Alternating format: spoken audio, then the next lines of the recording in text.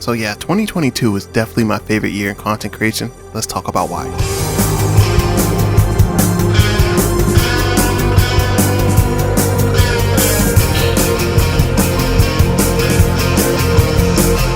What started off as a year of uncertainty going into what I had hoped would be a year of full-time content creation evolved and transformed into something I can say I'm both grateful and truly proud about. As a bit of a precursor, the company I have been working for the last 4 years did a major and abrupt layoff in November of 2021. So needless to say, I had a lot of time on my hands and I figured now was the time to really try my hand at being a full-time content creator whilst I still had the means. So what I like to do today is kind of give you guys kind of like a behind the scenes and review some of the intricacies and background details regarding my content creation for the year of 2022 and discuss what my favorite projects were and more importantly what I learned as a content creator and what my goals are for 2023. Okay, so to kick this thing off, I was able to actually reach one of my major goals for this channel, which is producing an average of 1 video a week. I'm glad I was able to keep a level of consistency throughout and continue making content throughout the year. So let's start at the beginning, January. I was already halfway through my Suikoden retrospective series, with my first video of the year being dedicated towards expressing my thoughts and feelings regarding Suikoden 3. This is definitely a series I've always enjoyed crafting videos for, and it's always been extremely special to me since I first played the games growing up, but there was a slight hiccup. One of the major issues with making retrospectives on RPGs is that they typically are very time consuming. Granted, you want to give yourself time to breathe in the narrative properly and digest the thematic structures the plot is attempting to convey. So with that in mind, I knew I was going to need some other projects to kind of fill in the time, so I switched over back to some Final Fantasy based videos to help fill in the void, including a Valentine's Day special reviewing the legendary love triangle of Cloud, Tifa, and Aerith. This was kind of a sleeper hit. Like as the year went on, there would be more and more comments and more views on it. People seem to keep coming back to watch that, so I might do another one this year. Let me know down in the comments if you want to see that. And after I had completed my Suikoden retrospective series and moving into March, this is when things really got interesting for the channel with the release of Triangle Strategy. Now originally, funny enough, I wasn't even going to buy this game. It piqued my interest just a bit with the trailers, but it wasn't nearly close enough to pull the trigger on an actual purchase. That was until I played the demo, and just like that, I was completely hooked. Going into my content strategy for this game, I decided to take the advice of a few other content creators I had spoken to and focus on searchable content, including early game tutorials and character recruitment strategies. Both proved to be an immense success, with both videos sitting at 30 and 40k views respectively currently. I'm gonna keep it 100 for a second. I was kind of in shock that kind of took off like that, you know what I mean? I didn't feel like this was going to explode like this, but all of a sudden it had a bunch of people, you know, like asking me my opinion on certain things. When's the next video gonna drop? People joining the Discord. It was kind of the first like true success I ever saw on YouTube. And I know this, 30, 40k, that's, nothing compared to some YouTubers, but as somebody that was averaging like 1, 2, 300 views, it was a lot, right? A couple things I found out about myself during this moment was, number one, as a content creator, I operate very, very well when given a ton of positive feedback regarding a project. It makes it kind of effortless. The rest of the videos in the series, literally the writing and the editing was just like butter. It was fluid. I didn't struggle to write or anything like that. They just flew.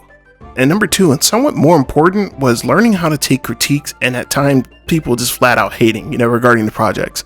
By nature, I like to think of myself as a very calm and collected individual, and I typically don't give in to letting my emotions dictate my actions, but the YouTube comment section will definitely test the limits on anyone's emotional spectrum. They will find a way to get under your skin. So that was something I had to kind of, learn how to weed through what was actually good critiques and valuable and stuff that was just blatant, they just didn't like it or didn't like you or something like that, and knowing what to take out of each scenario. So that was very important to me as well. So moving into April, it was clear to see that some of the momentum regarding Triangle Strategy was waning just a bit.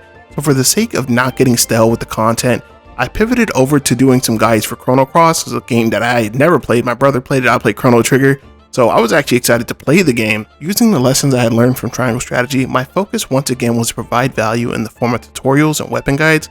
But, and this is a big but, I, like many other people, see search-based content as very fodder type. Typically you search in a question, you get your answers, and you're on to the next thing. I can only speak for myself, but I never really subscribed to channels of that nature. Anything that's like tutorial and stuff like that. So I posed a question. If this is the kind of content I'm going to be focused on, what if I could inject a bit of my own personality into the tutorials and the guides and stuff like that to help distinguish myself from the pack and make it a more memorable and entertaining experience? I would say that thus far it's worked out quite well. However, more testing will be necessary in the future going forward. Again, let me know what you guys think about that down in the comments. Moving on to what is my favorite series of the year, the Fire Emblem Tellius retrospective series. Now, going into the Path of Radiance retrospective, I wanted this to be the one, the video that distinguished me as a talented content creator in the realm of retrospectives. So in an effort to achieve this goal, I wanted the video to look as good as possible, as well as be compelling throughout. While I still think this is probably my best produced and edited video of the year, the results were kinda mixed. I still wasn't really able to grab into the hook of the niche I was actively looking for, and I knew further experimentation would be necessary. In the end, every step leads toward the eventual goal. Progress is progress. And by the time we had reached the third video in the Telia series, Radiant Dawn, I kinda wanted to do something completely different than just a typical vanilla retrospective. I wanted to talk about why I thought this game was kinda batshit crazy. And by making that decision early in the creative process, I felt that I subconsciously gave myself permission to be much more laid back within the entire video. And the end result is my favorite video of the year. Now, typically I don't go back and watch my videos because sometimes it's just too cringy, or by the time the project is done, I need a detox from that topic altogether. This is the only video I go back and not only watch regularly, but enjoy consistently. I think I'd like this to be much more my style going forward. There's something about it that just clicks for me. Let me know what you guys think. And then moving into July, we have the big one, Multiverses. Now, my channel had been slowly growing since the explosion of subs back in March due to Triangle Strategy, but it had begun to slowly taper off. And in comes Multiverses, a game that had an immense amount of hype and attention upon its release. It felt like the one Smash clone that had the potential to properly compete with Nintendo's flagship fighter. So I decided, let's take a stab at it. I dropped a quick video exploring some of the game's mechanics, and it's the first video I ever had go viral. It was actually on the trending tab at one point. I honestly didn't quite know how to respond to this, but one thing was clear: keep making Multiverses content.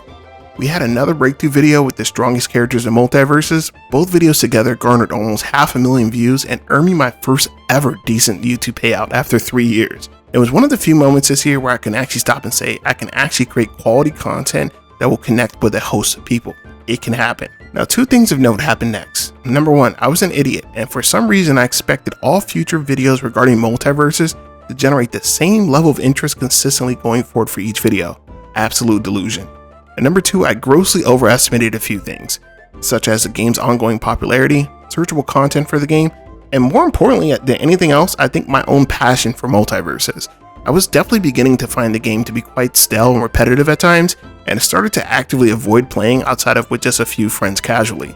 In hindsight, I think I really should have honed in on Multiverses much more clearly and kept cranking out videos even weekly and built a community around it, but I was honestly just too burnt out by both the game and content creation, which led to the inevitable lull. Not really feeling Multiverses plus moving to another state kind of led me to not produce any videos for a month, and that was probably the lowest point of content creation throughout the year. But I knew I needed a new game to focus on, which led me to learning one of the most important, crucial content creation lessons of this year: bet on the right horse.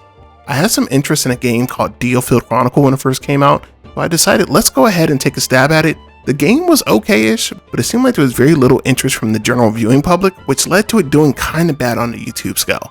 This is where I started to understand more completely that every game you choose to make content for comes at the cost of being able to create content for another upcoming title. Without access to the hollowed review copies, it's going to be a never-ending race to get the content out first, and if you're a smaller scale channel, you're going to probably lose this most of the time. So to counteract that, you really have 2 options. You can either try and create a better edited and better produced video, or by being more entertaining and engaging in your videos. Essentially get them to enjoy you for your personality, because these people normally have the game out for 1 or 2 weeks before everybody else gets it, so you have to get the game, play the game, understand the game and its mechanics, and then make a video for it. I'm very much against just like us blowing through a game and then, creating a video, because if you just start speaking out your ass, people are going to be like, you're going to lose all credibility. You'll never get it back from that community. So I like to try and play the game, understand the game as deeply as I can before I start making videos about it. And that very same scenario leads us to the end of the year with the release of Midnight Suns and Crisis Core. I pre-ordered both of these games and foolishly believed I would have sufficient time to complete both as well as create videos for both. In short, I was out of my fucking mind. While Midnight Suns ended up being my runner-up for Game of the Year, I feel that Crisis Core potentially might have been the better option when it comes to search traffic and growing the channel on YouTube. Do I regret it in the end? No, I stand by my decision, but it does help gather more data to influence future video productions. And to wrap up the year, I got to talk about my baby girl Lightning and the absolute beauty of Final Fantasy 13. Passion projects like this are honestly what truly sustain me and make me feel heard as a creator as opposed to chasing clicks for an algorithm. I hope to find the balance between channel growth and passion projects that are healthy and sustainable going into the next year. That's one of my major goals. And speaking of the coming year, our second goal is going to be YouTube Shorts. Now, YouTube Shorts and TikTok is something that I've actually grown to appreciate a lot. I like that it's not an all-day event or weeks and stuff like that in order to create a video. You can get that knocked out like in 45 minutes to an hour, maybe even 2 hours, depending on what you want to convey. But it's really interesting as a communication medium, and that's something I'm going to explore a bit more. And number 3, the big goal, the big kahuna, is I would like to try and hit 100K subs by next year. Now, I know that seems very implausible, you know what I mean? It's kind of out there. But even if I hit half of that, I think that that's a win either way, even if I hit 50K. But I think that the tools and the insight and the lessons that I've learned this year definitely makes it possible. You know what I mean?